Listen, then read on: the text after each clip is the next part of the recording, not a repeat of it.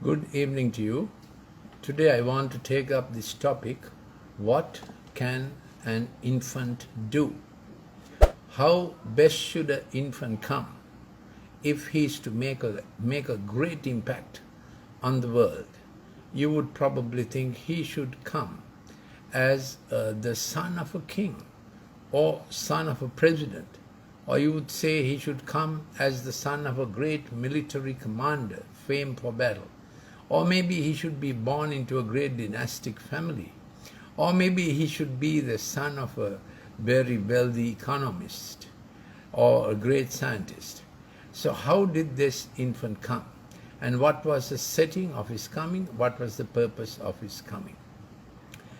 They will pass through the land hard pressed and famished. And it will turn out that when they are hungry, they will be enraged and curse their king and their God as they face upward. This looks like a reasonable description of COVID times, the shutdown times, and what has happened to economies and livelihoods, where family companies or small outlets are shutting up. Even the lockdown, shutdown, benefits are given to huge chains. World's economy is changing. I read today that $2 trillion have been printed. What does the dollar mean? And many things have happened to make national currencies look ineffective. And the virus story has also made it that currency is dangerous. So we are set for a time that nations are in great turmoil, national governments are struggling. Then they will look to the earth and behold distress and darkness, the gloom of anguish, and they will be driven away into darkness. Now I want to examine any factors in your life that you have felt that something behind you in your past is driving you in a direction you can't stop. Bad things happen to you, no explanation. And then the last bad thing tends to repeat, and you have an expectation of bad things repeating. What do we do? Where do these doors of bad performance enter? Did it come from our genome? Did it come from our father's side, mother's side? Is it a problem in our country? Where does it come from? Dark shadows that cast long shadows. Where did the shadow begin? Can we get to the root of the shadow? But here is the good news. There will be no more gloom for her who was in anguish. In earlier times, the land of Zebulun and the land of Naphtali, what happens to some parts of a nation that comes under contempt? Why do some parts of a nation run down? Why do some nations run down? Those of our age, we remember after the war in Korea between the South and the North. In 1956, Korea was a wasteland, rubbish heaps and dumps everywhere. And any bad part of Sri Lanka was called Korea, a derogatory use. And many depressed places, or especially places that were full of violence, underworld kind of activity, they were called Korea, even in Sri Lanka. Why is it that some part of a nation may be looked down upon? So this is how it was when Jesus Christ began his ministry. They said, oh, he's from Galilee. That's no good. Nothing good can come out of Galilee. But still, when they got to know he's from Nazareth, even people in other areas of Galilee said nothing good can come out of Nazareth because they had such a low esteem. So when there's a low esteem on an area, when there's a low esteem inside a person, he begins to speak, put down, look down, depreciation. Is such a process going down in your inside? What do people do with high stature? They try different things, high heels, to get a high stature. Then when they feel low stature inside them, what they do is they cut down everybody else to their size. They cut the sod under their grass, or they do it with their tongue. Why do these things happen to us? And what is this depreciation that works in our life? That we seem to be going from one bad incident to the next. So our expectation is not of good, but of things going bad. So this baby was born in a place called Bethlehem, but he began to start his ministry. He commenced his ministry in an area called Nazareth and Galilee, and they said nothing good can come out of Galilee. But later on, but here is the promise, that which earlier we read, the gloom, the spiritual pathogenesis. In medicine, pathogenesis means how a virus gets inside, like this present virus. It gets attached to ACE2 receptors, and ACE2 receptors are one of the most widespread receptors in our body.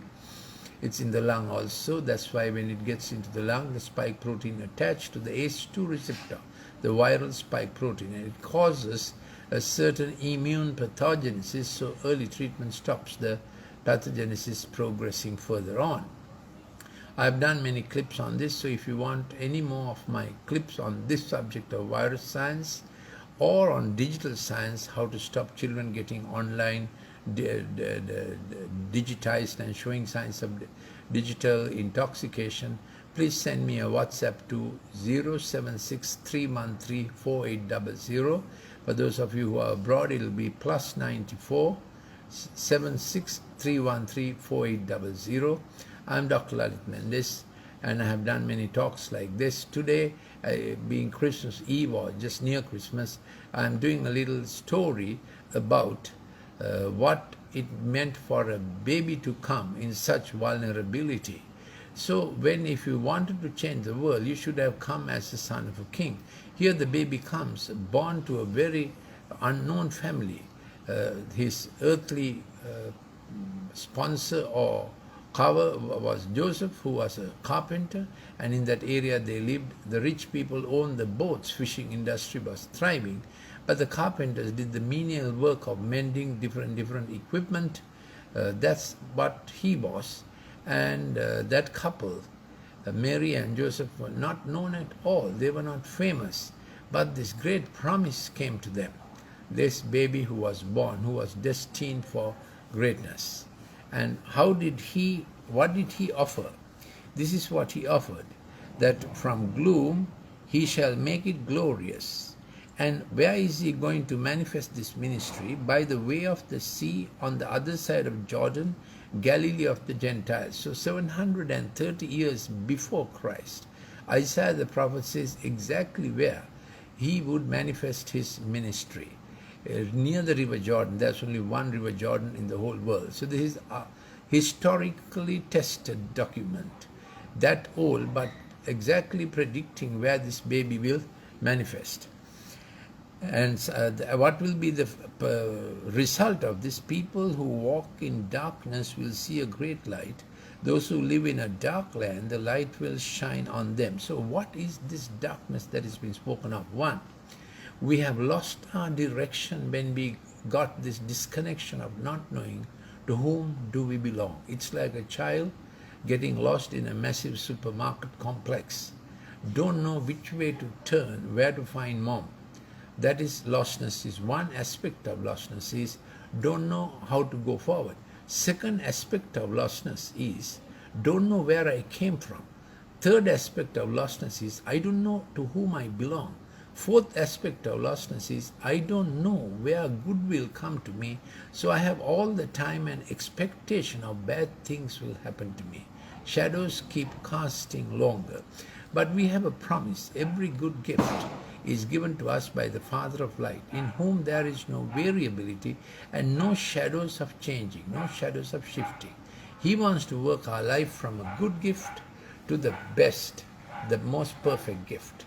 So here is our potential and expectation, and here is where we are functioning. So there's a big gap between the potential and where we are functioning. And between the potential and the present function, we have hurt. We have lost a lot. So as I said, lost direction, lost belonging, lost how we came, and we lost our best potential. That's a great loss. So there's a crying that there is more, but there is a not knowing how to do that growing more.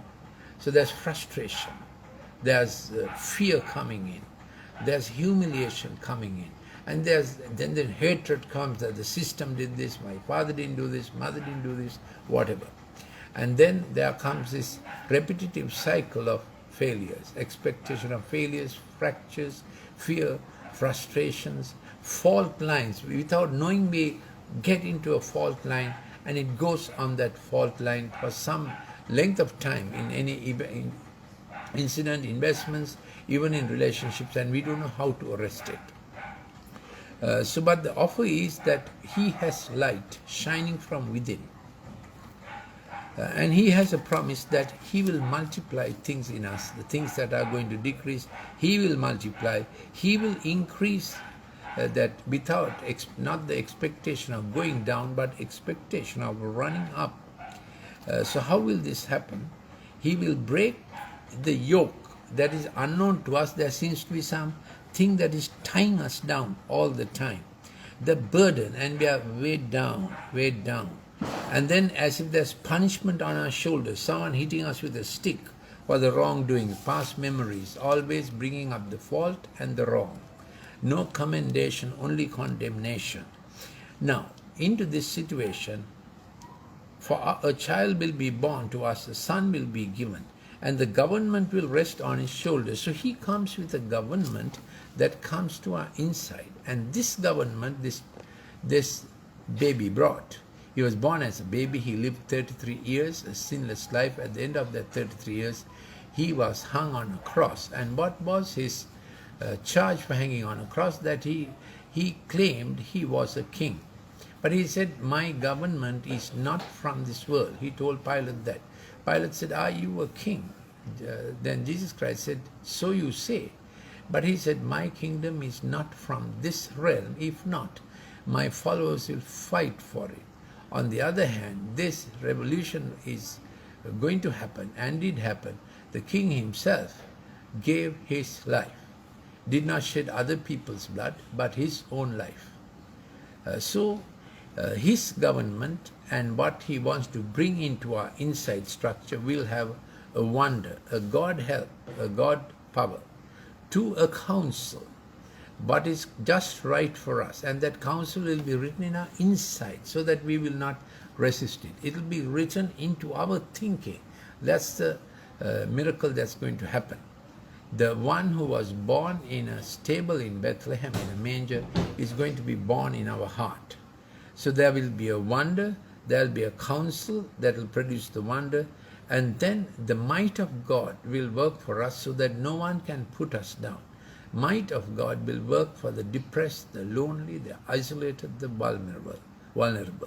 3, eternal Father. He brings the fatherhood of God. In all cultures, there are 2 kinds of God beliefs. 1, God is terrible. We have to appease Him somehow. Otherwise, He will terrorize us. He will get to us. Let's appease Him somehow. Then 2, if we want a favor, we have to curry favor. We have to do things, offer Him things, so that He will do what we ask Him to do. So that's the second belief. Third belief is, if we want to do away with our enemies out of jealousy or fear or whatever it is, then we have to invoke another set of deities that will do dirty or do damage to our enemies. So these were 3 common deity beliefs in all cultures. But here is an offer of a deity, one living true God, who is the Father. So when He came, He introduced us to the Father, and He gave us a prayer to pray. Our Father who is in heaven. Normally people address God in very grandiose terms. Oh, and fall down and roll on the ground as if unworthy, and they have to bring some offering adequate to appease and to connect. And there would be a set of people in between who will say, you're not qualified to come any nearer. They are called priests. So when Jesus Christ came and told the people, I am the way, the truth, and the life, and anyone can come to the Father, priests were very offended, because priests said, you can't come, commoners can't come. You bring the offering and we will take it, and then the deity will accept the way we did it. You don't know how to do it. And when Jesus Christ said no such offering is needed, God accepts anybody, anywhere, is just asking for mercy and being forgiven, that makes the way They didn't like it because all religions work on offerings that make a lot of money. But Jesus Christ said that is not necessary. Money is not what connects you to God. So he became unpopular when he offered God as Father. Finally, he said, I have come to be the Prince of Peace. I have come with the princedom of peace, to make peace in everything you do. The things that are at conflict inside you, things that are in conflict from your past, I want to make peace so that you will go forward with peace. That's the offer of this child. So just consider, though he was born a child, he was a king, and he came with a kingdom or a government, and the features of it would be counsel that is just right for our situation. We'll easily assimilate it.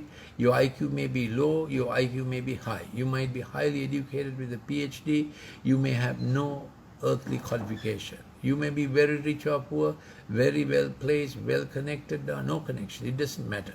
He has the same counsel that he is able if you are available for the change. 2, a wonder will work on the counsel he gives. That's how the change comes. It's not a human effort. A wonder will happen. 3, he introduces us to God's fatherhood. 4, he says the might of God will protect the weak. There is an umpire in world affairs that he will not allow the needy, the poor, the oppressed go unheeded. No, there is a mighty umpire working on behalf of the weak. Finally, he says, this is how I make peace. So will you consider this offer? How should a king be born? Can he do this change? Born as a very vulnerable baby, and in his first year, his life was threatened by Herod the king. But he was protected anyway. So this is the little thought I wanted to bring this evening. May it rest with you. Any queries that you have or any clips you want on digital science or other science and reason, please send us a WhatsApp to WhatsApp number 076-3134-800. And also my app Golden Nuggets is available. Golden Nuggets is available for download from App Store or Google free of charge. I am Dr. Lalith Mendis, and I must say that for many years of my life till it was time for me to get into the Faculty of Medicine, Colombo, I contested that God is. But through a friend's encounter, arguing, I realized that it is true. That how I came to that realization was I found when my brain got brilliant, my heart shrank. There's an inverse relationship between brain brilliance and heart warmth. I realized a lot of my knowledge. I came first in the island in the university qualifying examination for the medical faculty, doing chemistry, physics, botany, zoology. And that made my head bigger than it was. I was already arrogant and conceited, but becoming first in the island really had its effect. But then, through few circumstances, as I began to examine while arguing, I realized that my brain is not making me better. I'm just becoming a very nasty person. But I invited this gentle person to take over my life, and then the change came. This can happen to you too. Thank you for listening.